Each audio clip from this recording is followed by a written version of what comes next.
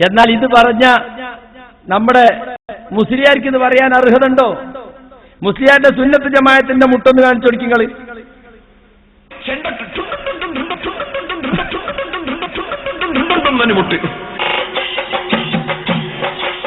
അതാണ് സുന്നത്ത് ജമാഅത്തിന്റെ മുട്ട്.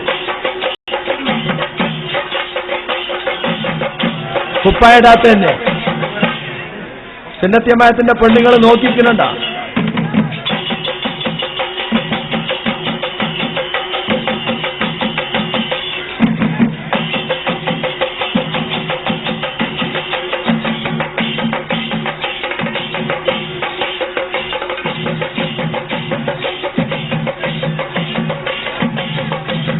രണ്ടു കൂട്ടരും തമ്മിൽ വളരെ യോജിപ്പുണ്ട്.